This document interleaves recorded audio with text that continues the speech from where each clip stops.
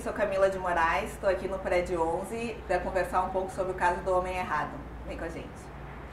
Foi um escândalo em Porto Alegre. Você conhece? Conheço. Eu lembro desse caso, não lembro muito, mas eu lembro que ele foi colocado por dois policiais militares dentro de uma viatura e chegou no hospital com 2 tiros. Então vamos lá conhecer o Caso do Homem Errado, um filme da diretora Camila de Moraes, que está aqui no estúdio do Prédio 11 com a gente. Seja bem-vinda, Camila. O filme é reconhecido por ser um filme de militância, né? Que surgiu a partir de uma ideia de um curta quando tu ainda estava na faculdade. Naquela época, tu já tinha o intuito de transformar esse filme em um protesto? Isso. Então, a gente produziu esse documentário, né? O Caso do Homem Errado. E a gente, nesse documentário, fala sobre a questão do extermínio de uma população brasileira, que é a população negra. Então, nós nos colocamos nesse mundo, nesse país, que é um país racista, enquanto indivíduos negros. Então, a gente está lutando sempre, desde quando a gente nasce, por uma condição de vida, com dignidade. Então, todas as nossas ações são para isso, para que essa população negra tenha essa condição de vida melhor. E aí não tem como a gente produzir um material que não seja dessa forma, em forma de protesto, em forma de melhorias para um povo que constrói esse país chamado Brasil. Então, a gente, quando faz esse filme, a gente mostra para a sociedade inteira que, tem uma população da sociedade que sofre com isso e que está sendo exterminada porque a gente vive num país racista. E agora, como é que a gente, enquanto sociedade, enquanto um conjunto, vai resolver essa problemática? Porque isso não é questão só da população negra. Porque isso a gente já sabe, a gente já vive, a gente sai na rua e pode ser morto, né? Porque a gente tem os dados que a cada 23 minutos uma pessoa negra é morta. Eu posso sair da minha casa e não chegar até aqui, até a Ubra, né, por conta da pigmentação da minha pele, que é escura. Então, a gente fala sobre isso nesse filme para debater com toda a sociedade, porque pessoas brancas precisam debater sobre isso. E quando foi que tu percebeu a capacidade dessa tua obra de impactar as pessoas? Então, a gente precisa ver qual foi a trajetória desse filme para entender como é que é hoje, em 2019, a gente está aqui numa faculdade no Rio Grande do Sul, num programa, falando para comunicadores sobre essa questão que é o debate sobre a questão racial no país. Então, a gente começa com um filme que a proposta era falar sobre a questão do extermínio da população negra, num curta-metragem, e aí a gente consegue fazer algumas parcerias, faz um projeto com Mariane Ferreira, que é a nossa produtora executiva. A gente faz parceria com uma produtora de cinema daqui do Rio Grande do Sul, chamada Praça de Filmes. E a partir disso, um filme que ia ser um curta-metragem, ele se torna um longa. E porque a gente vive num país racista, várias barreiras foram sendo impostas, porque o nosso caminho era, concluímos um filme que se transformou em um longa. Então, a nossa carreira vamos para os festivais de cinema, porque em festivais de cinema a gente tem um selo de qualidade, né? Para poder circular com filme, a gente tem que ter um selo de qualidade. Porque o nosso filme, a gente sempre diz, é um filme militante, a gente está falando por uma causa. Mas se a gente não passa nesse circuito, ele é taxado como algo alternativo. Então, a gente queria ir para os festivais de cinema, para ter esse selo, esse reconhecimento. E aí, a gente vive nesse país que é racista em todos os segmentos, que faz com que a gente não chegue nesses festivais. Então, o que a gente vai fazer se a gente tem um produto pronto e finalizado? Um produto que é para debater com a sociedade. A gente pega e vai para o circuito comercial. Mas a gente só foi para o circuito comercial porque teve uma barreira racista que não nos deixou chegar nos festivais. Aí a gente tem que fazer outro debate. Quem são as pessoas que estão nessas comissões de festivais? Por que elas não selecionam filmes que falam sobre a temática negra? E se esse filme chega nesse festival, por que esses filmes não ganham prêmios? Quem são as pessoas, quem são os jurados que estão ali selecionando, dizendo se esse filme pode ganhar ou não prêmio? Com o sucesso do Caso do Homem Errado, tu acaba representando tanto as cineastas mulheres, que são minoria, quanto a comunidade negra, que é minoria no espaço dos filmes e em todos os espaços, né? Como que tu sente essa responsabilidade? Isso tem sido algo muito importante, né? Porque a gente começou num patamar, numa linha que era falar sobre a questão da população negra. E aí, quando a gente começou a entrar na outra linha, que é falar sobre essas pessoas, esses profissionais negros do audiovisual que estão e que produzem muito, porque no Brasil, para vocês terem uma ideia, existe a Associação Nacional de Profissionais Negros, a APAN, que são profissionais negros de todos os espaços do país.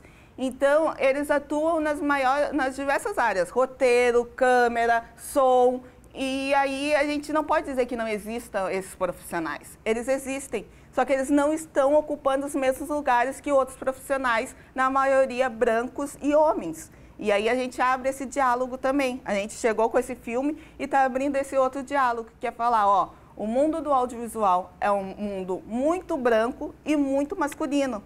E a gente tem mulheres negras, homens negros produzindo, só que a gente ainda não está produzindo nas mesmas condições financeiras.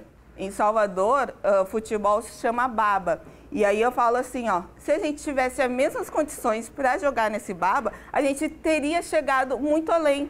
Porque a gente, sem essas condições, a gente chegou na lista de 22 filmes possíveis para representar o Brasil no Oscar.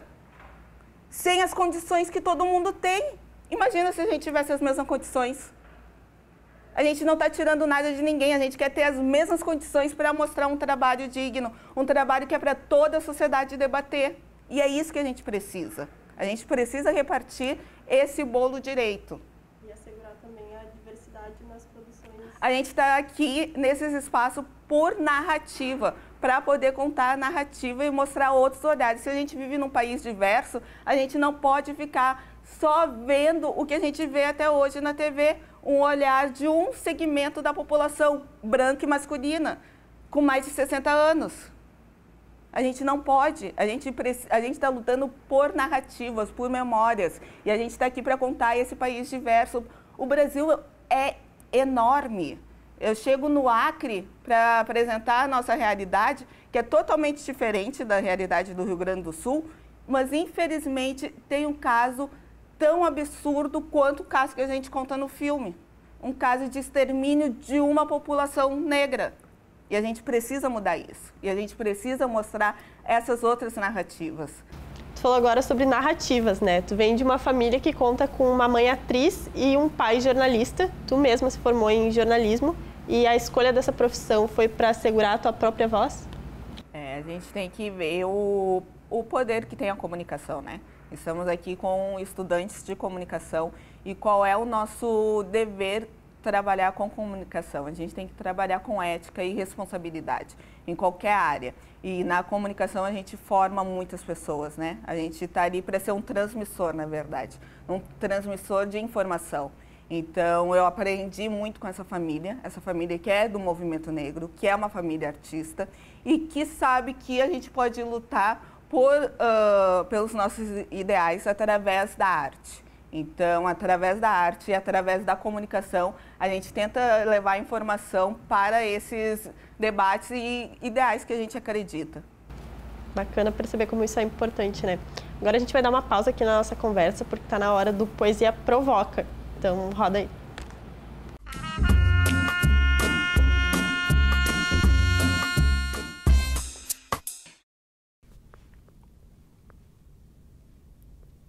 Sentidos que o silêncio nos dá.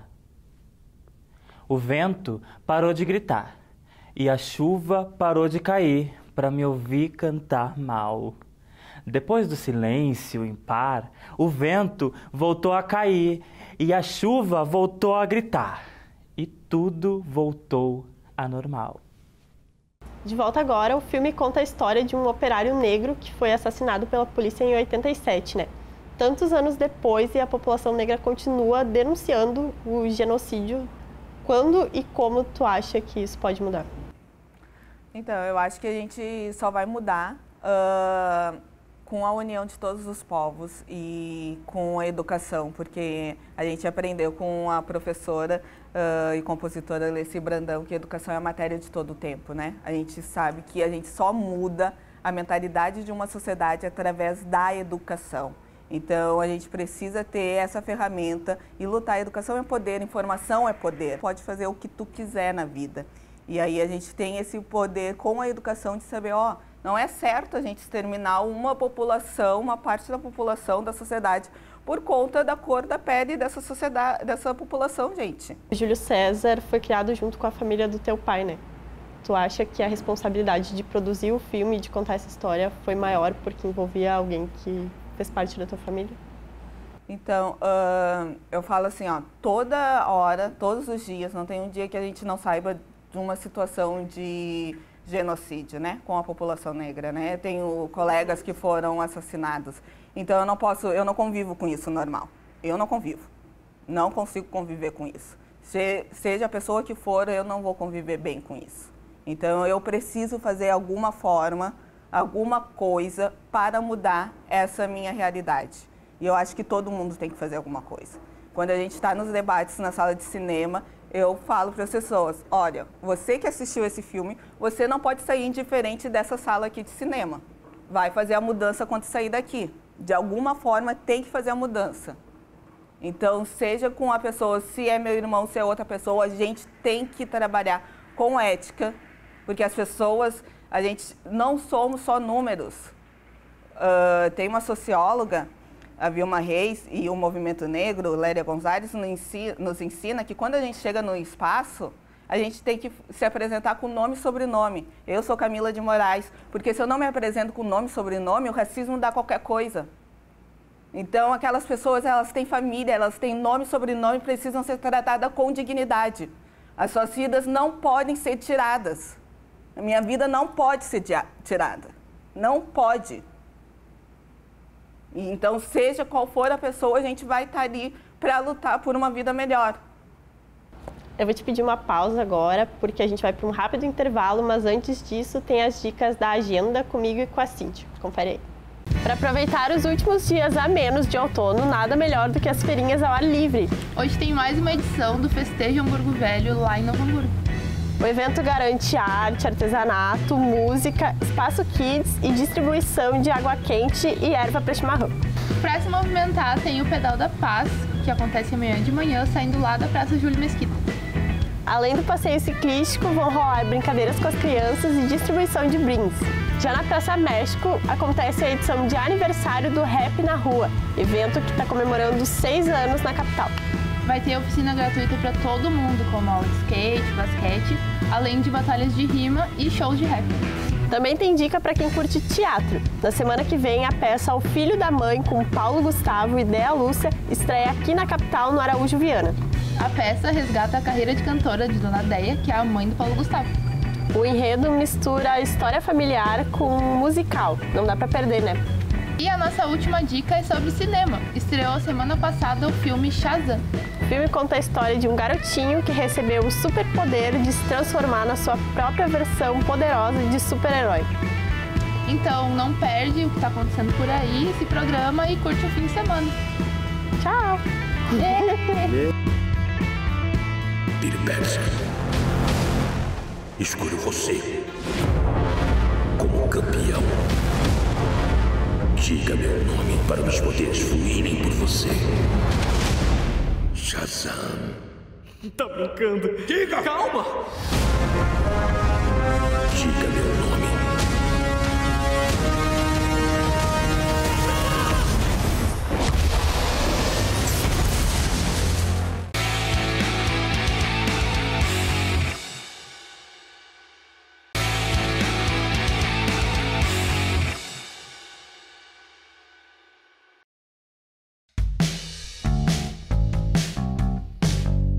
Música é a minha religião, pois eu acredito no seu poder de cura. O Minuto Literário de hoje é sobre Eu Não Sei Lidar, do Lucas Silveira. Esse livro conta a história das músicas feitas ao longo da carreira do músico à frente da banda Fresno. Eu indico esse livro para as pessoas que em algum momento da vida se identificaram com a trajetória da banda e querem conhecer um pouco mais sobre as histórias por trás das canções.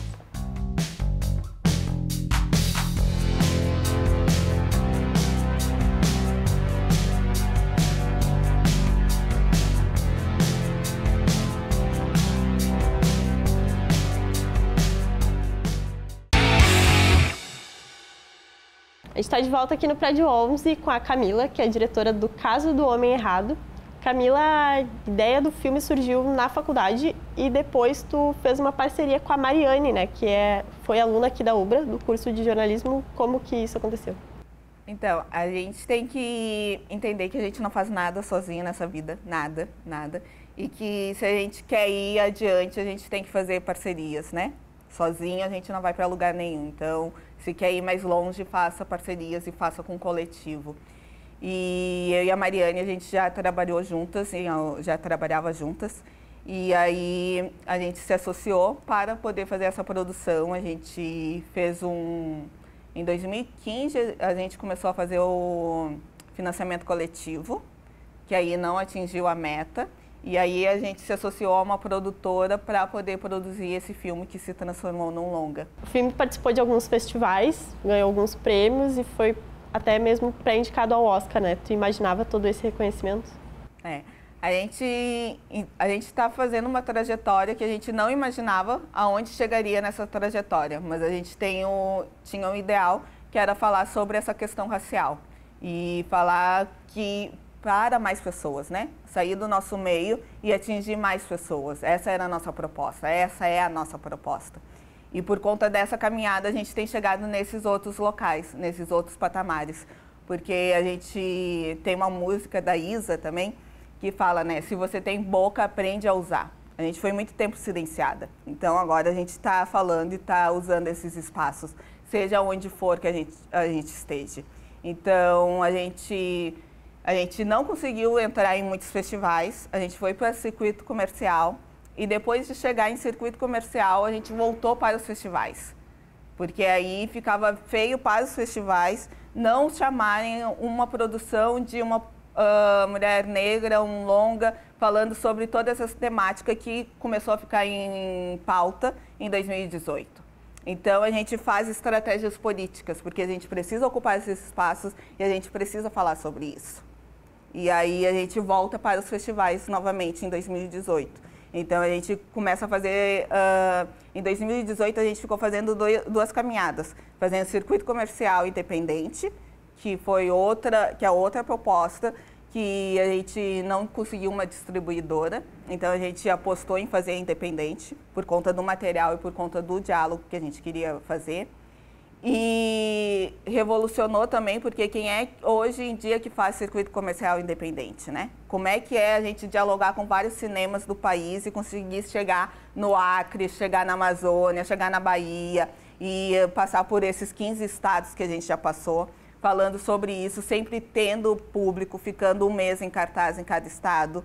Então, a gente mostra que, as pessoas estão dispostas a dialogarem e elas querem, e a gente leva público ao cinema. A gente está levando público ao cinema. A gente está levando, movendo a engrenagem do cinema nacional. E aí, esse mover a engrenagem do cinema nacional, eles não podem nos anular, porque a gente está movimentando, então não tem como não falar disso, não tem como não abrir o espaço. Mas agora que o espaço está aberto, a gente tem que pegar agora os recursos financeiros também, porque não adianta, eu não vou mais produzir nenhum filme sem grana, né? Porque a gente já viu a tortura, a loucura que foi fazer isso sem grana. Né? Eu não vou mais produzir filmes sem grana. E eu quero continuar produzindo filmes. Eu quero continuar falando sobre temática negra e falando com todo mundo, com todos os meninos que estão aqui atrás das câmeras. Eu quero falar com eles, porque me importa falar com ele ali do outro lado. Me importa em saber a opinião dele e saber o que a gente pode dialogar para trocar. Isso para mim é fundamental. Então, só que a gente precisa ter os meios para poder produzir, continuar produzindo isso. E aí é esse nosso debate agora, também produzir com qualidade dentro do audiovisual brasileiro e trazer cada vez mais pessoas. Porque se a gente chegou na lista para representar o Brasil, se possível, o representante brasileiro no Oscar de 2019, a gente sabe que existem muitas produções negras, mas um dos requisitos para chegar nisso é você ter entrado em circuito comercial. E aí a gente vai ver quais são as produções negras que conseguem entrar em circuito comercial. A gente sabe qual foi o trabalho que a gente teve para conseguir fazer circuito comercial. Então não é tão fácil. E as portas estão fechadas para nós. Elas sempre estiveram fechadas para nós. mas a gente aprendeu com o movimento negro que a gente não fica parado, né? Daqui a gente só vai para frente, nenhum passo atrás, nem para dar impulso, né? E se as portas estão fechadas, a gente vai achar outra estratégia para chegar naqueles espaços que também é nosso. A gente também tem que estar lá. Então a gente está ali para ocupar os espaços, ocupar e falar. O lugar de fala de vocês, né? Vindo de uma família de artistas, como tu mesma falou antes, tu já tinha participado do Festival de Gramado como espectadora, né? Como foi ver o teu próprio filme lá? Então, o Festival de Gramado, o Festival de Cinema de Gramado, faz parte da minha formação, né? Venho dessa família, mãe atriz, Vera Lopes, pai roteirista, jornalista, Paulo Ricardo de Moraes. E desde que eu me conheço por gente, eu sempre vou para o Festival de Gramado. Eu sempre vivi nesse meio de cinema. E ainda na faculdade, que eu fiz por conta de uma ação afirmativa, eu consegui entrar na faculdade por conta de uma ação afirmativa. Se eu sou formada hoje e curso a outra faculdade que eu curso em Salvador também, que é por cotas, né? Porque se não tivesse essas ações afirmativas, a gente não estaria mudando a vida das pessoas, porque não é só a minha vida que foi alterada, né? Dentro do curso de comunicação, além da minha vida, alterou a vida da minha família, de uma população inteira, tanto é que eu estou aqui hoje conversando contigo, eu sou formada por conta de ações afirmativas. Então, a gente precisa ter ações afirmativas em todos os espaços. E aí, dentro da faculdade ainda, a gente produziu um curta-metragem chamado Mãe de Gay, que foi o nosso primeiro passo lá no Festival de Gramado, que a gente participou do festival universitário que acontecia ao mesmo tempo. E aí a gente ganhou 2 galgos de ouro. Então, eu já participava do Festival de Gramado, depois a gente ganhou os galgos de ouro, viu que era legal, como é que é fazer parte desse outro métier. Depois, no ano de 2017, a gente foi com um filme dentro da programação do Festival de Gramado, que para nós era um passo muito importante estar nesse festival, que é um dos maiores festivais que a gente tem no país. E depois disso, ano passado, eu estava na comissão de seleção dos curtas-metragens. Então, é um festival que eu tenho um carinho muito grande, porque eu comecei participando de uma outra forma e foi evoluindo para outras formas. E é um festival dentro do cinema que é extremamente importante. É ali onde acontece todos os métiers e a gente que trabalha com cinema tem que estar nesses ambientes. A gente precisa circular nesses ambientes. E é um local que a gente tem muito carinho, muito apreço, ainda mais que é aqui do Rio Grande do Sul, da nossa terra. Além da história do Júlio César, vocês também retratam no filme a questão das vítimas ocultas, né? Explica um pouquinho pra gente esse conceito e por que vocês escolheram retratar ele também. A gente fala sobre isso porque, assim, quando uma pessoa, na maioria das vezes, quem morre são homens jovens, homens negros jovens. Então, quando mata essa pessoa, quando executa essa pessoa, tu desestrutura toda a sociedade. Tu desestrutura a família dessa pessoa e essa família que produz outras coisas para manter essa sociedade vai ser destruída, porque essa pessoa aqui não vai mais trabalhar de uma forma que ia contribuir para a sociedade. Então, a gente tem que perceber isso. Ó. Eu estou matando um indivíduo, mas eu estou destruindo toda essa cadeia aqui dessa sociedade que movimenta esse país. E aí, na maioria das vezes, quem morre são pessoas, homens negros jovens, e quem fica são as mulheres, né? Então, como é que essa mulher fica? Como é que é o emocional e o psicológico, o financeiro dessa mulher, que são chamadas como vítimas ocultas? Como é que elas vão viver a partir dessa lástima que teve na vida? Então, a gente está querendo abordar todo esse segmento da sociedade, porque eu estou destruindo não só essa família, eu estou destruindo toda essa cadeia da sociedade, né? Porque essa pessoa morreu e agora tem as vítimas ocultas. Como é que elas vão sobreviver? Porque elas não estão nem mais vivendo, elas estão sobrevivendo, né? As pessoas falam, nossa, minha vida parou. Imagina se tu perde o teu pai e teu irmão, né? Como é que a gente vai viver depois disso? Então, é extremamente importante falar sobre essas mulheres, essas vítimas ocultas, que aparecem fortemente, né, hoje em dia. Porque se elas permanecem vivas, elas estão ali fortemente tentando. Um questionamento colocado ao lado do título do filme, né, é quem seria o homem certo? Né? Existe um homem certo a ser morto? A gente pode tirar a vida de alguém? Esse é um ponto central dos direitos humanos, né, o direito à vida e à dignidade. E esses pontos vêm sendo colocados em xeque, inclusive pela sociedade civil, muitas pessoas. E eu queria que tu dissesse como que tu vê essa questão. Né? A gente vai na linha dos direitos humanos, o movimento negro existe? Eu posso tirar a vida de alguém? Existe um homem certo para morrer? Não existe, gente. Que absurdo é esse? E aí a gente debate, a gente faz isso para debater sobre isso, né? Falar sobre isso. A gente refletir sobre isso que está disseminado na sociedade, né? Que eu posso tirar a vida de alguém. Não pode, gente. Então tá, Camila, eu vou agradecer a tua presença, porque a gente vai ficando por aqui. Esse espaço é para a tua divulgação, os teus contatos, quem quiser conhecer mais sobre as tuas produções. Certo, a gente tem as redes sociais do filme, o caso do Homem Errado, e que ali a gente fica sempre movimentando, dizendo aonde que o filme está passando, porque a nossa proposta agora para 2019 é permanecer fazendo o circuito comercial. A gente já passou por 15 estados brasileiros, então a gente quer passar nos 27 estados, falta alguns, então ali nas redes sociais a gente sempre está dizendo em qual estado que a gente está em cartaz e dando todas as informações do filme. Então tá, obrigada por ter vindo no Prédio 11. A gente vai ficando por aqui, mas a gente volta no sábado que vem. Se quiser reassistir esse e outros programas, se liga lá no nosso canal no YouTube e fica de olho também nas nossas redes sociais, que tem sempre algo legal rolando por lá. Tchau! 425 passos haviam separado Júlio César do homem errado.